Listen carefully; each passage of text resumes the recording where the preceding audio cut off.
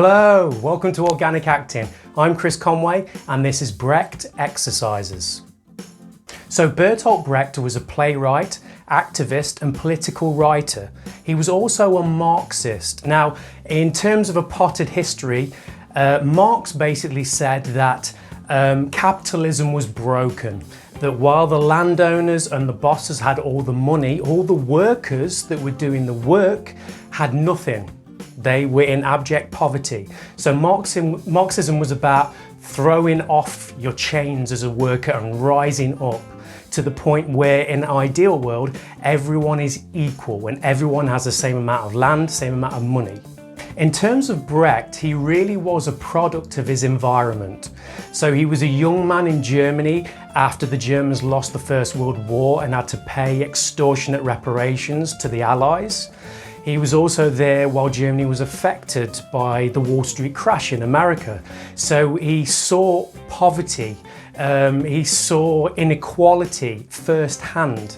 He was also present as his country experienced great change, moving over to National Socialism and the Nazi Party. Ultimately, Brecht ended up being banned. His writing was banned, his theatre was banned. So he moved over to other places in Europe like Zurich and Paris, eventually moving over to the USA, where he really started to develop what he called his epic theatre. So as we look at Brecht's epic theatre, we really have to look at the term Verfremdungseffekt. Such a long word, I almost couldn't fit it on the title card. Verfremdungseffekt has been translated into the alienation effect.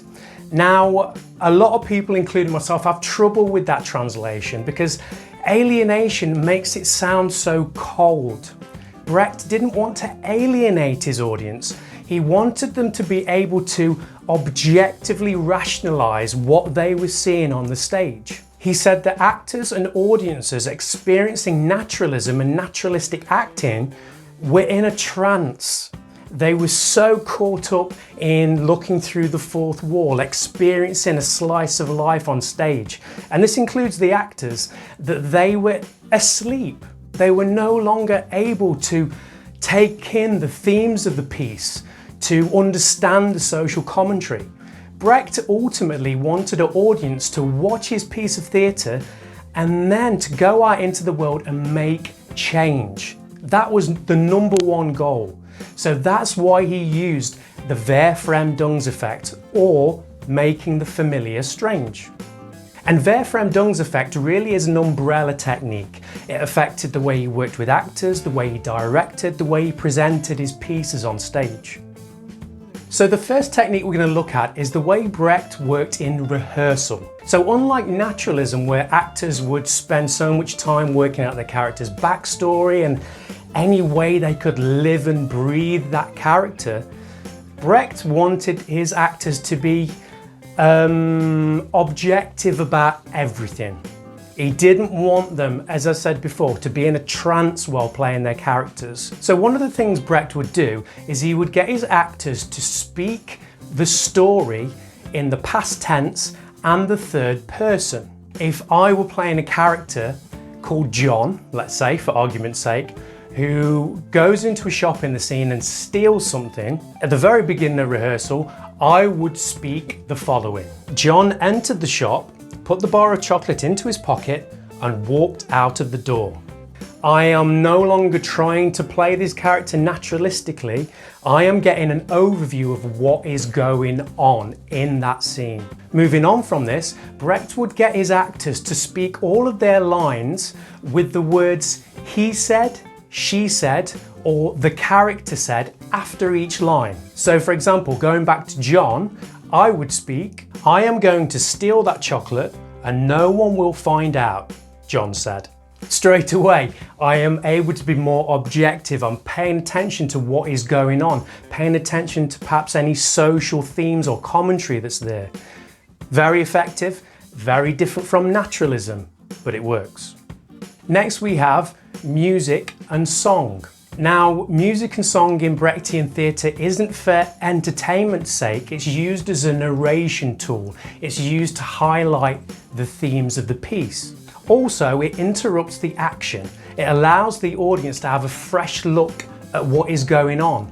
And it also addresses any emotions, such as any sentimentality or horror towards the characters or the situation. Brecht said that any of those responses, like sentimentality or horror, were stock responses, and they should all be addressed objectively. They should be able to be argued. The argument should be able to be torn apart and looked at objectively.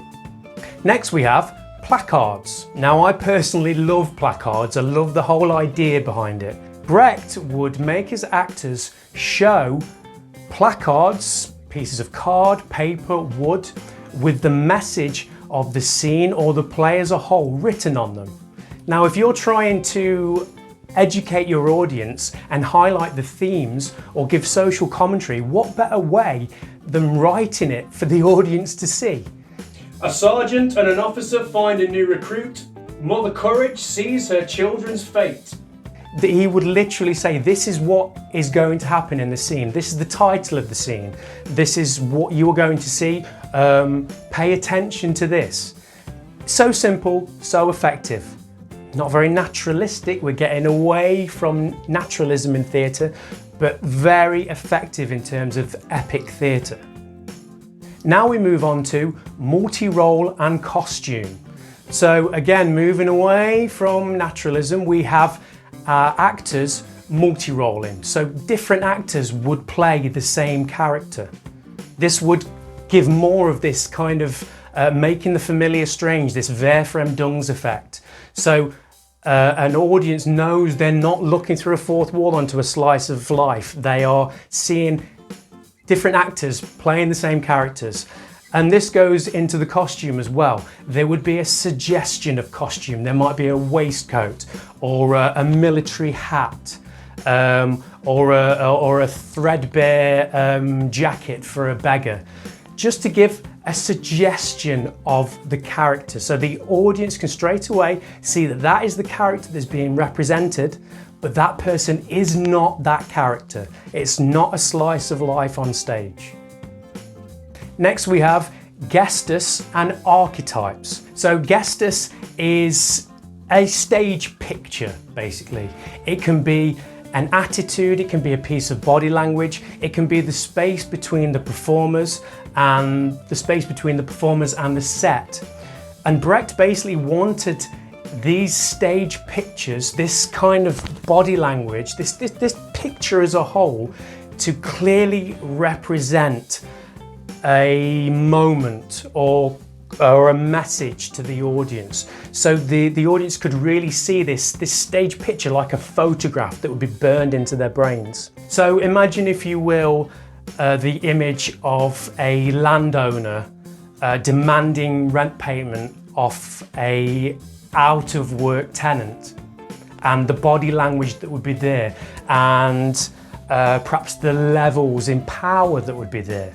So imagine Mother Courage and her children, if you know that play well. By the end of the play, you have Mother Courage on her own, pulling her cart after the war has completely robbed her of everything, yet she's still trying to keep her business going, still trying to profit from the war. That picture of her pulling her cart, perhaps defeated, you know, it's basically a clear, concise image or stage photograph, if you like, teaching the audience, helping them to understand what is happening in that moment.